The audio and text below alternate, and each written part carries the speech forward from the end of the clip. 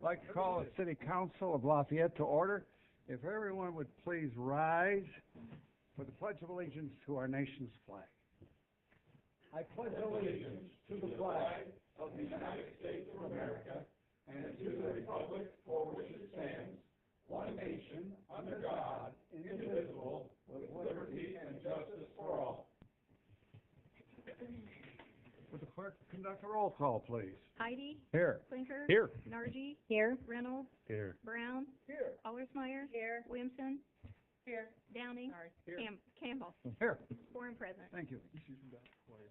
You have received the minutes of the 4th of April meeting. Are there any change? Well, let's have a motion first. Mr. Heidi? Move to hear or approve. Second. Second. Are there any corrections to those to that motion? Any corrections? None? No. Okay, then we'll call for the vote. Starting with Mr. Heidi. Heidi. Aye. Clinker. Aye. Nargi. Aye. Reynolds. Aye. Brown. Aye. Allersmeyer. Aye. Williamson. Aye. Downing. Aye. Minutes approved as communicated. Thank you, Mr. Heidi. Presentation and disposal of claims. There are none. Presentation of petitions and communications. There are none. Reports of city offices on file in the city clerk's office. Water Pollution Control Department monthly March, Water Works Department monthly March, and the 2015 annual report, Fleet Maintenance monthly March, and Police Department monthly February.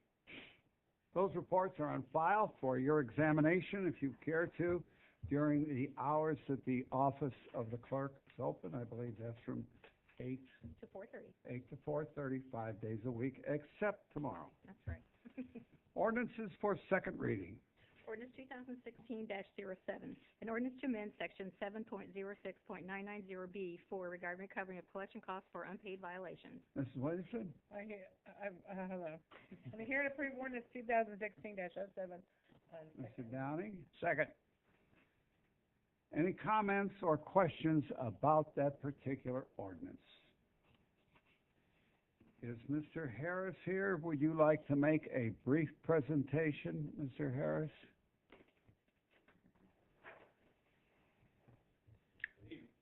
I'm Kevin Harris with the Parking Operations. And as I spoke the last meeting, basically this ordinance is to help us collect our fees that we incur after violations haven't been paid. So this helps us collect our fees. Any questions of Mr. Harris?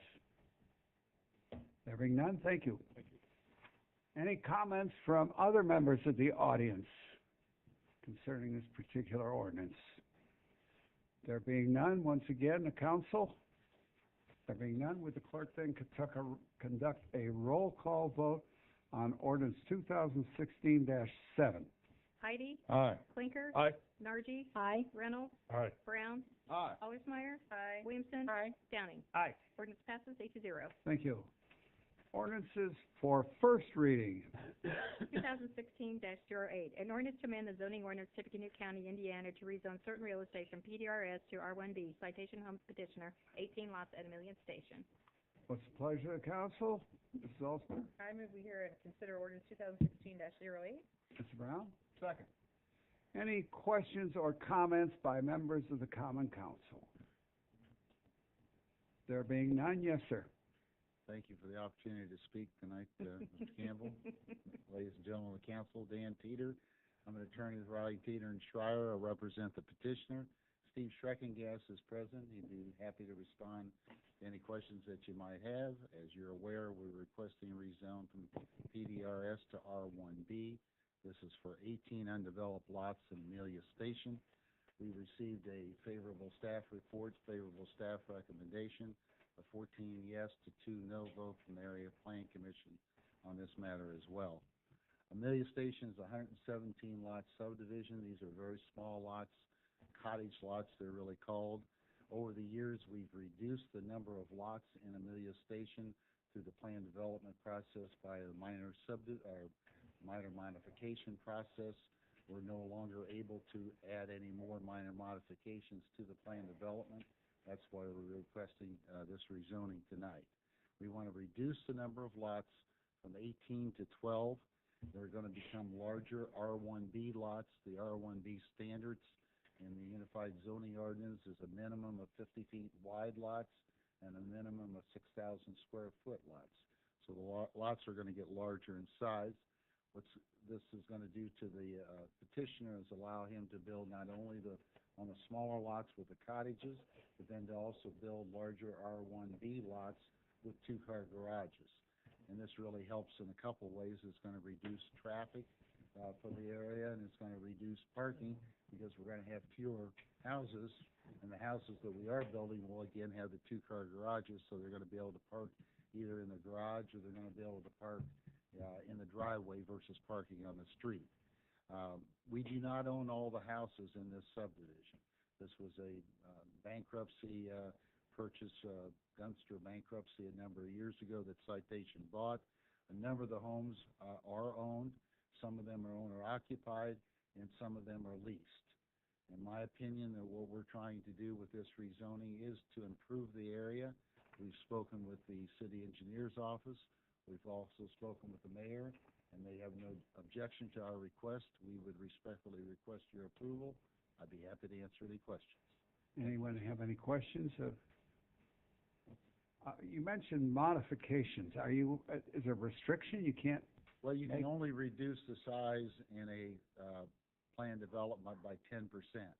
So once you've reached that, you have to rezone the whole area. And because we don't own all the lots, we can't rezone it to another planned development. So that's why we're doing this as an R1B. Gotcha. Thank you. Any questions? Yes, Mr. Brown. Do you have any idea what is the percentage of owner-occupied to rental properties you have out there? I don't know that I can answer that. Steve, are you able to? I know in this particular area, now it's a larger subdivision out there, but in the portion where we had to give notice on, was about 60 lots in there, and out of those 60 lots, about 25 to 30 of them were owned by somebody else. Now, whether those people are owner-occupied or leasing, I don't know that. The remainder of it was owned by Mr. Schreckengas or Citation Partners, and a number of those are vacant lots as well. So I think the rest of most of those are rental, or all of those are rentals. So I'm going to guess probably 50% in our particular area, which is a third of the entire subdivision, would be rentals. What the remainder of it is, I don't know. I don't think we can determine that. All right, thank you. Does that answer your question, Perry? Yes, sir. Okay. Any other questions? Fairly accurate? Okay. All right. Thank you. There being no other questions from the council. Anybody in the audience? Excuse me, Mr. Downing. I would like to make a comment. With the addition in cars coming out of there, I had a meeting with Weston Woods, and there's a lot of traffic issues of getting out of the area. You only have Amelia, you have Trillium, and you have Hornbeck East, and to get out on McCarty. And my comment would be, I'd appreciate if the city would consider trying to get a stoplight on McCarty across from Mezzanine. And the reason for that is a lot of the people are having trouble getting out on McCarty, going right or left. And there's 45 mile, I think it's 45 mile an hour down through there on McCarty, and I think we ought to give consideration to maybe if getting a stoplight there, which would stop some of the traffic and allow people to get out of the addition easily.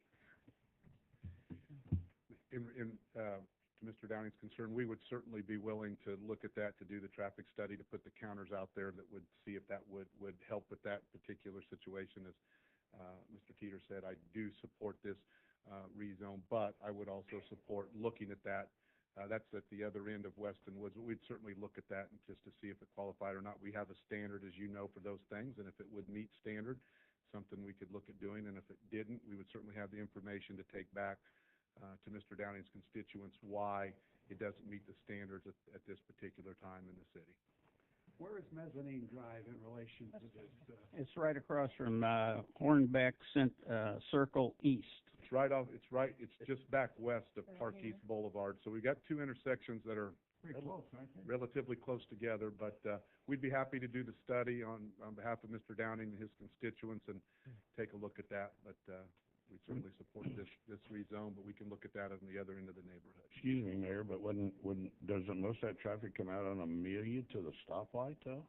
Well, some of it goes out the other side. If you're in Western Woods, you may go out the other way, depending on what direction. If you want to take out Park East Boulevard, you get over to 20. Okay. So it goes both ways, so we'd be happy to take a look at it. Was this an objection of the two people that voted against this at area plan? No, I believe, both of them were more concerned about, maybe rental, maybe being a larger rental or something like that. One of them was a parking issue, and I think this will solve some of the density, so some of the parking will be solved. Actually, Mr. President, I was one of the people who voted against it, and I guess I was really uncertain about all this, because there was, like I said, there was some, I can't really call it conflict, but there was some conversation that went on regarding this during the course of the meeting that I could not sign on to this because I couldn't be sure what was going on. But as of now, I've had a chance to speak to Mr. Cheater and get those things straightened up, so I don't have any problem. Thank you. Any comments by other members of the audience? There being none, once more from the council, none, would the clerk then conduct a roll call vote on ordinance 2016-8? Heidi? Aye. Clinker? Aye. Nargi? Aye. Reynolds? Aye. Brown? Aye. Hollersmeyer? Aye. Williamson? Aye. Downing? Aye. Ordinance passes 8-0. Thank you.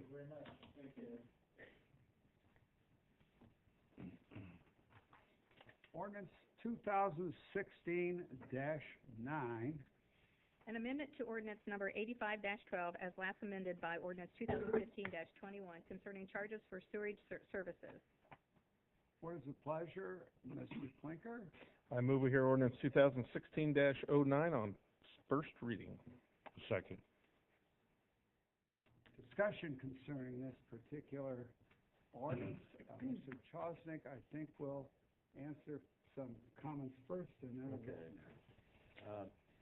This is just an amendment to try to clarify our sewage ordinance that was adopted. The basic ordinance was adopted a little over 30 years ago, and since that time, I think I counted, there have been 23 amendments where we go through some of them through IDEM and some of them through EPA and so forth. So the last amendment was in 2015. It was ordinance 2015-21, and it didn't repeat necessarily all the schedules.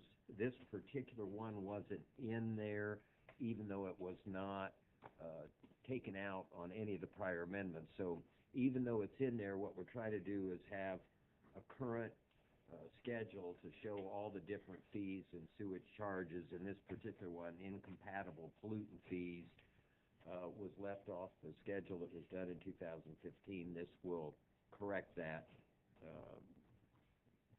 so that it's clear that all of those that were repeated, even though some of the amounts were changed, is still effective, even though legally it is effective because it was never repealed. But we'd like to make it clear for those users that might be impacted by those fees. Any questions of Mr. Chosnick concerning this particular ordinance? There being none, anyone in the audience wish to comment on this particular ordinance? There being none, once again, the council, would the clerk then conduct a roll call vote on ordinance 2016-9? Heidi? Aye. Clinker? Aye. Nargi? Aye. Reynolds? Aye. Brown? Aye. Hollersmeyer? Aye. Williamson? Aye. Downing? Aye. Ordinance passes 8-0. Thank you. Reports of standing committees, special committees, Mayor?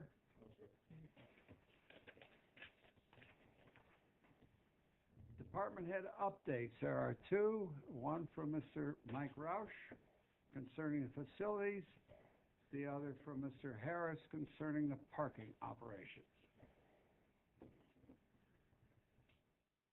Hello, Mike Roush, I'm the operations manager for the street department, the sanitation department, and also the facilities department. First of all, I'd like to say this is the first time I've given an update for the facilities department. Most of the time, my boss, Dan Kroll, gives updates for the street department and the sanitation department. But we've never done one for facilities, basically because it's more of an internal department. So I'd like to start out by introducing to what who the facilities department is and what we do. First off, we've had it now for 6 years. So we got it 6 years ago. It was supposed to be a short-term project. Doc, that's just a joke between us. We've had a lot of changes in 6 years. We had some goals we wanted to put in place when we took over the department. Currently, at this time, we only have one employee who was with us 6 years ago. And he's actually probably my star employee, one of my best employees that makes our department as successful it is. Jason, stand up, buddy. It's the little guy back here with the hat. This is Jason Pierce.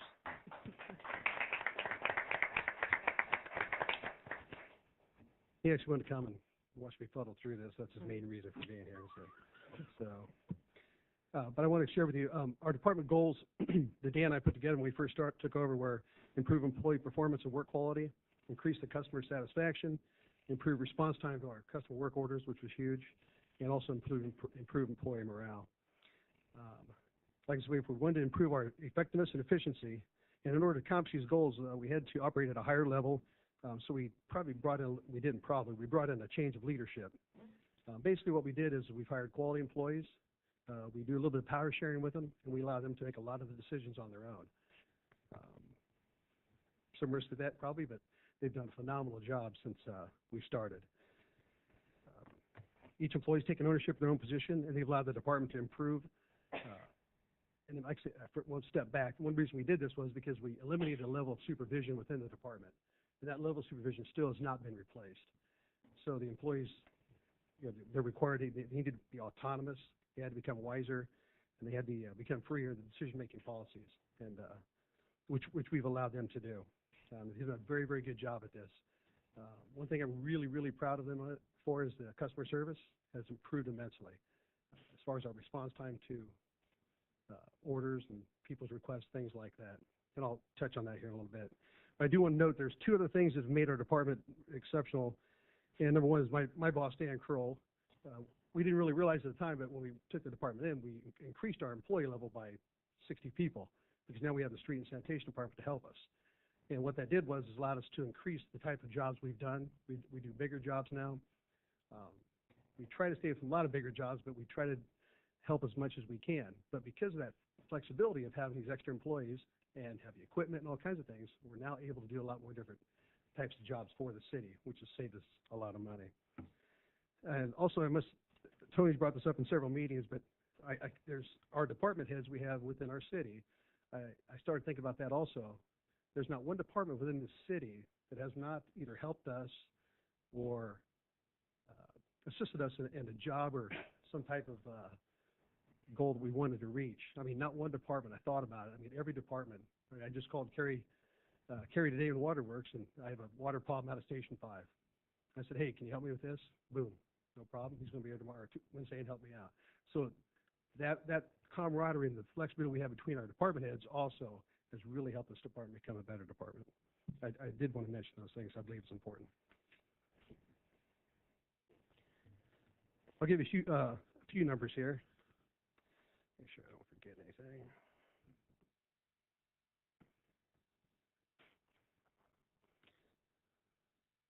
Go back a little bit. I do want to read you the mission statement of our department. We created our mission statement once we started this department, and I believe it fits us well. The mission of the facilities department is to support the city by operating and maintain our physical facility operations in the most cost-effective and efficient manner possible. Facilities views each department as a valued customer and are committed to provide a safe, friendly, and comfortable environment. We accomplish this through our dedicated, professional, and responsible team members. That's important to us. It kind of covers everything we believe in, everything we do. And in our department, for example, it's a small department. We have 7 employees. 5 of those employees are custodial and 2 maintenance. Jason is one of our maintenance technicians. The custodians, obviously they're custodians, but they perform a lot more than just cleaning. They're pretty integral part within the city hall and other buildings here within the city now. But they perform general cleaning, security, minor maintenance, and they act as receiving clerks for different departments. And they also service about 120,000 square feet of cleaning of space here in the city. The industry standard's about 20,000 per custodian, and our custodians are probably doing about 21,000. So we're right there and doing a pretty good job. Our maintenance techs, they perform repairs, preemptive maintenance diagnostics, replacement of several types of electrical, mechanical, pneumatic, HVAC, plumbing, and electrical systems. They're responsible for 19 buildings here in the city. I'd like to compare this. I've asked around the state, different departments or different cities, and one of the classes I went to, the city of Fishers, for example, has 9 maintenance technicians, and not near as many buildings as we do. And we have 2, and they have 9 of them. So we do a lot of work with minimal amount of employees. And I believe strictly because they're allowed to make the decisions and perform their jobs without much control.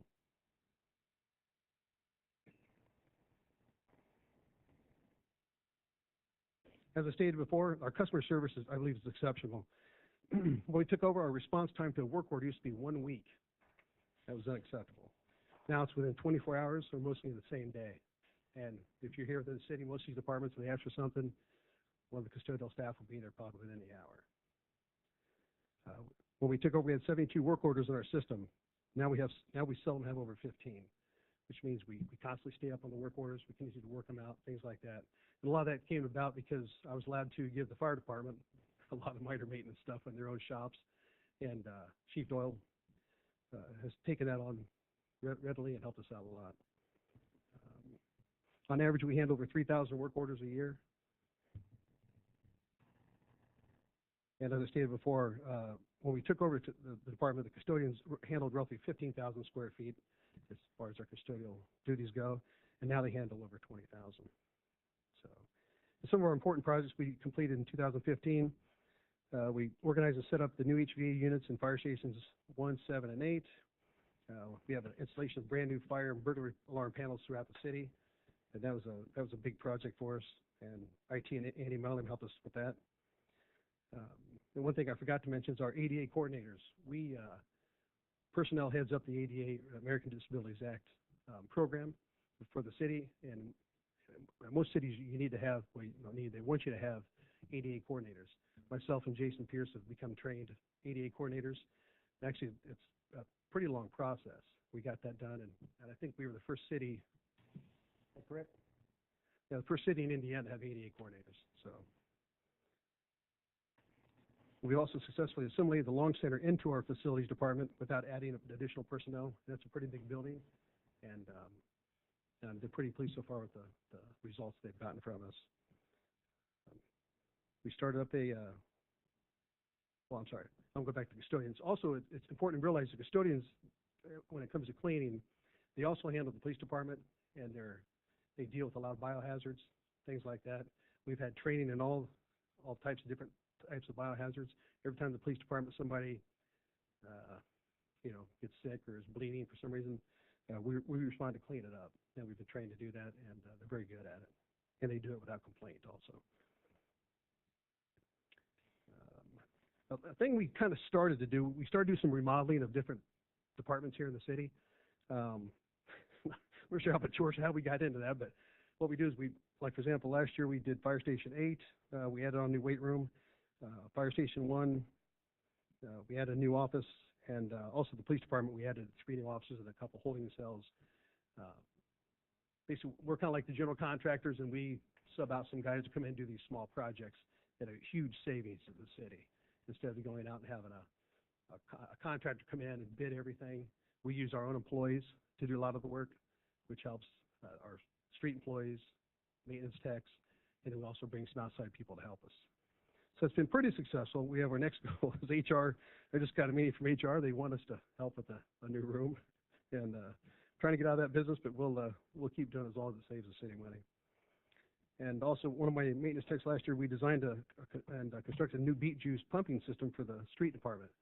And I think on average, beet juice is the stuff we put on the streets when we mix with the salt, and also we mix with brine and put on the streets to pre-treat the streets before a snowstorm. Our system, we'd have a guy would stand there normally for about 10, 12 minutes and fill up a tank, and now it's a matter of minutes. So we've improved that system, and one of my guys just thought, hey, I can improve that system. This is what I can do. I said, go for it. So he set it up, improved it. I mean, that alone is just going to save us quite a bit of time, just in manpower and time alone. So one last thing I'd like to add is it's hard to explain, but what these the employees do themselves, the amount of decisions they make, without, and I must recognize Tammy Brobon also. She's my custodial lead here in City Hall, but she kind of organizes all of my work group and orders my supplies and things like that. She's very, very good at what she does. And without her and Jason kind of spearheading the decision-making process, a lot of this stuff wouldn't get done with the cost savings that we have. Every decision we make, first thing we look at is cost. If we go to a supplier and they tell us a motor costs this much, we think it's too much money, we'll call Indianapolis. I don't care where it's at. We'll go get it just to save money and try to make the system more efficient. So that's all I have. Any questions? Questions? Thank you very much. Mr. Brown. All right. Oh, Mr. Brown. No, it's okay. Okay. He's running away. Take a test of that. No, I guess he changed his mind. No, I can ask the question. Okay, good. Go ahead, sir. Where'd you get that tie?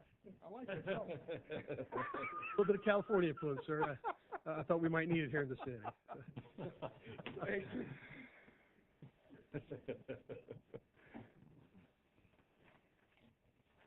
Next gentleman, Mr. Harris again, please.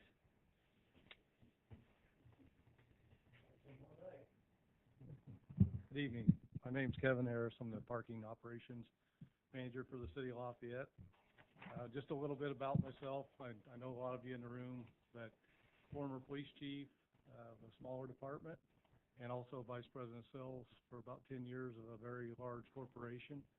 And the reason I bring that up is I never dreamed I'd be in the parking operations, but it's a true found love for me because I can use both skill sets I obtained earlier in life, whether it's dealing with someone out there on the street professionally and try to, talk them out of being irate because they got a ticket, or the other end of the spectrum of the sales. And basically in our department we have 3 full-time officers and 1 part-time individual, and our goal is a very simple one. We try to partner with each and every other city department so that we can best position ourselves to do a better job in the city. And we can't do this job alone. I mean, we every day touch each and every, just like Mike was saying with his department, we touch someone in, whether it's IT, the city clerk's office that takes care of all of our transactions if someone walks in and wants to pay a citation. And there's a lot that goes into this program that is behind the scenes, and most of the time you would never know. You think someone just gets a ticket, they pay it, and then that's the end of it. But there's a lot of process just to get to the citation.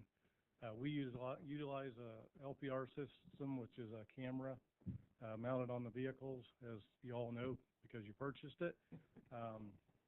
But it's very, very technical. And I'm fortunate I have 2 young gentlemen that work with me, Bill Emerson and Corey Rowe, that are very tech savvy. So they've helped me learn that end of it as well. And it is a day-to-day operation that it may work great today. It's like any computer. You log on today and my email doesn't work. So it's kind of like that. But we treat everyone like they're a customer, because we have a lot of customers, whether it's a citation on the street.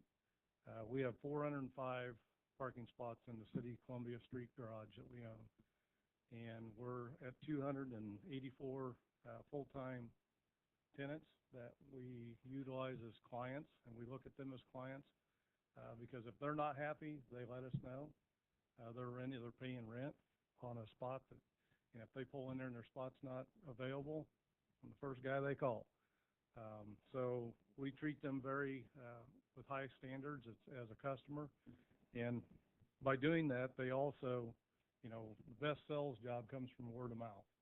And if you do a good job, they're going to tell somebody, and we benefit from that as a city.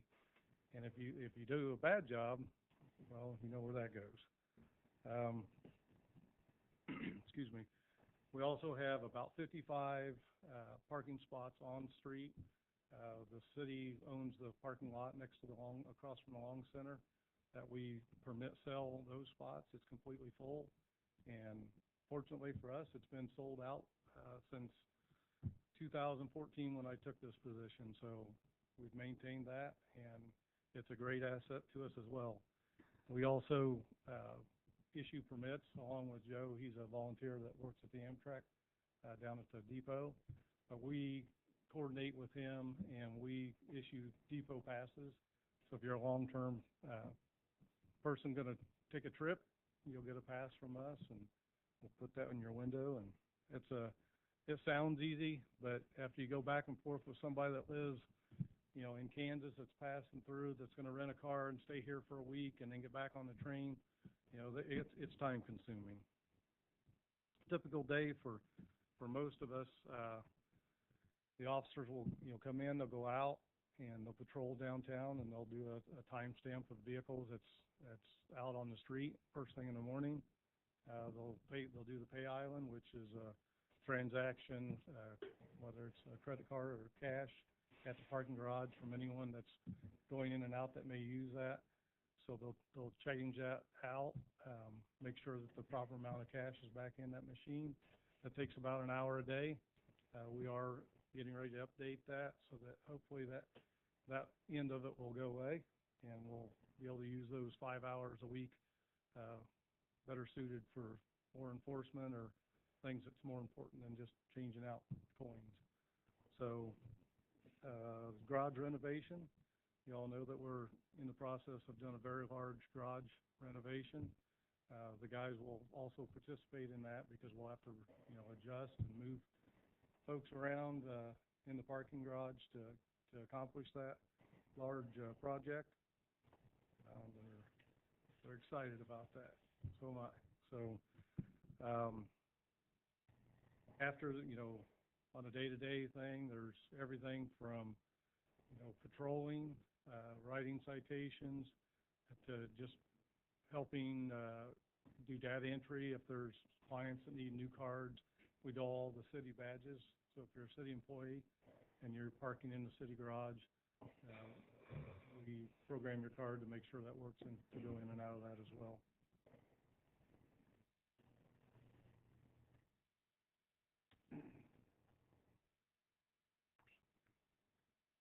I made this large enough I don't even have to put my glasses on. Expansion, talk a little bit about that.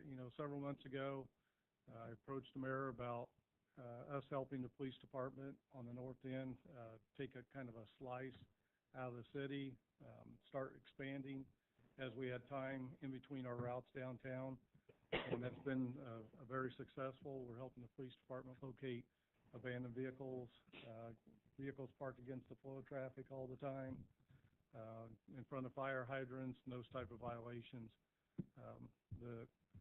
The neighborhoods have been very receptive to that. They encourage us to keep doing that, and I think it's come a long way.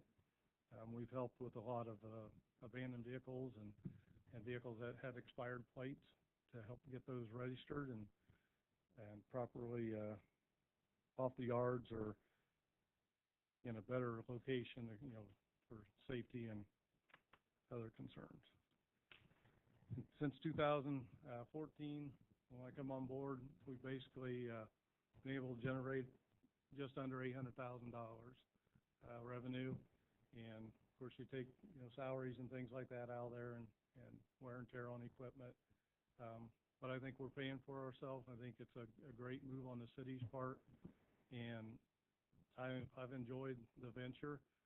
It's a day-to-day challenge with, streetscapes and all these things that's going on.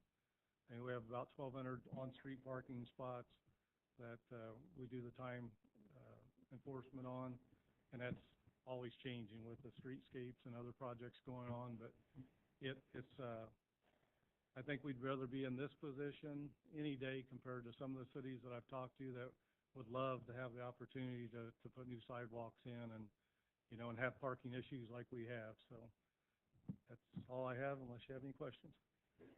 Kevin, you mentioned that you're, have expanded your territory to the Yes, sir. north. Is that the only direction you've gone? We actually run up to Greenbush, over to 18th Street, and back down Erie to, fall 18th down into, and then over to Romick on the south side. How far in the south? Romick, Romy? and then over to 2nd Street or the river. What do you feel about weekend parking in, enforcement? I've briefly spoken with the mayor about nights and weekend. I come downtown and eat a lot, and I'm wanting to write tickets when I'm down here instead of eat. So, you know, we do have violators. I think there's room for growth and opportunities there. So it would take an expansion of your organization in order to cover the weekends and evenings. Better creative staffing, yes.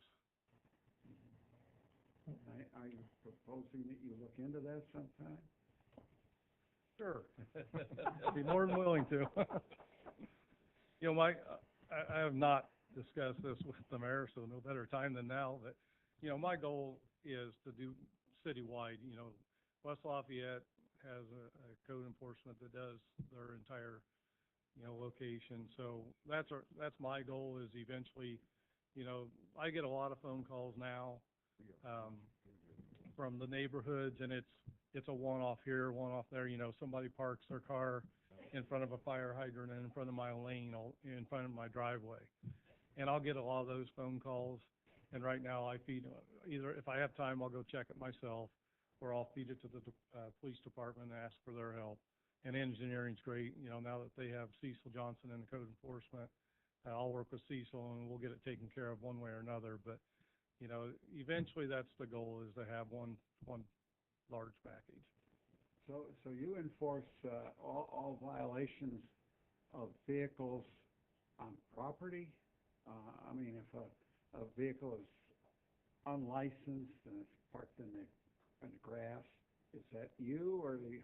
We strictly stay, currently, we're staying on the street. If there's something in an alleyway that's very close to the alley, I'll go take care of it myself, just because of my past back training. And, you know, I'll call an officer and have him come sit with me if I feel uncomfortable about it. But currently, we pretty much stick to the alleys and to the street. And then we're working with Cecil Johnson in the code enforcement. He can go up, and the police department will go up. You know, if it's from the street, you know, if they see it doesn't have a license plate, there's certain criteria that we need to follow. But I mean, we can approach those things, but currently we just stick to the street. Thank you. Any other questions? Yes, sir. In theory, we would take on a break-even venture like this to improve downtown business. What kind of feedback are you getting from the businesses that have customers that come? Do they have availability? How do they feel about the time that they have? Things like that.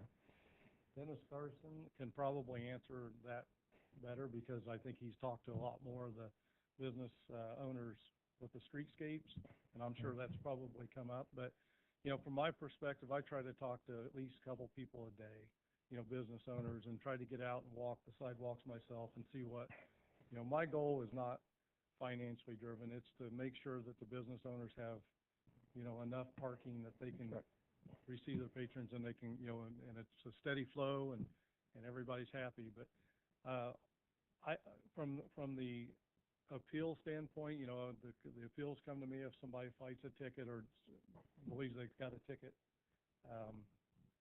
that was not just.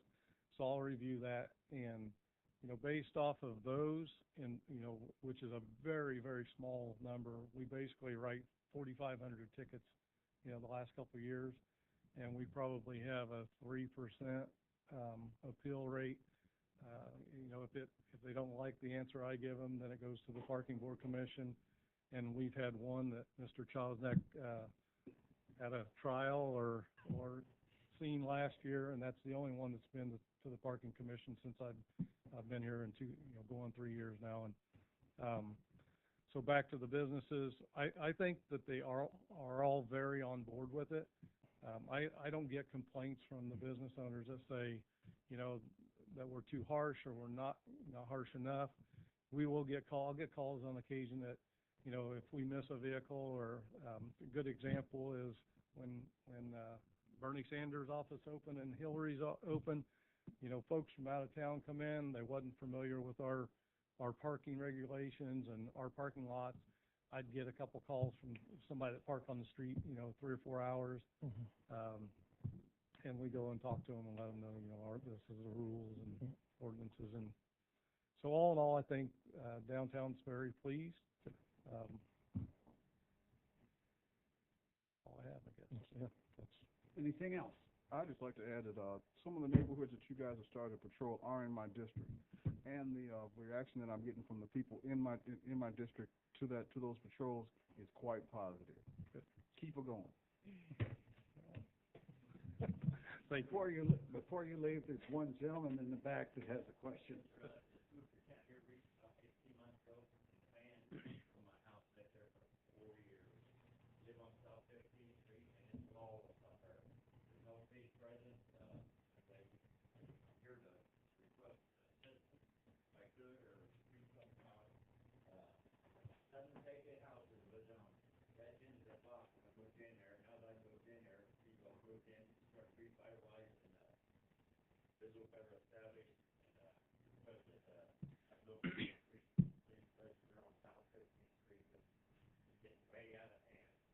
I'll be happy to give you my card, and I'll come check it out.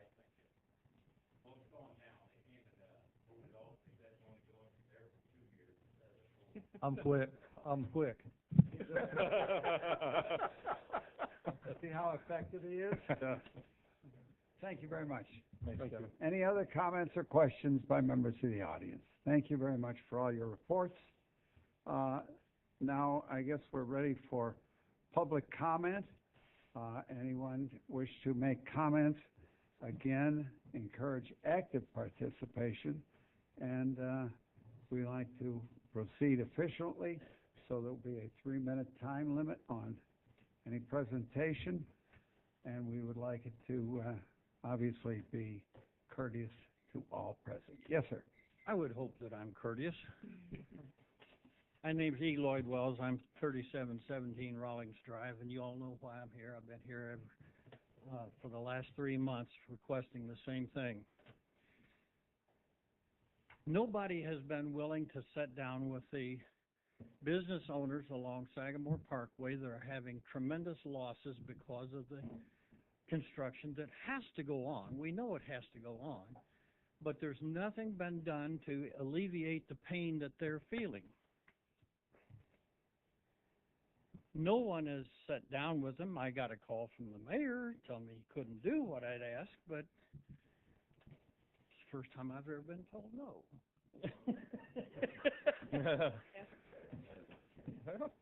But he does seem to be able to sit down with Mr. Rohrman.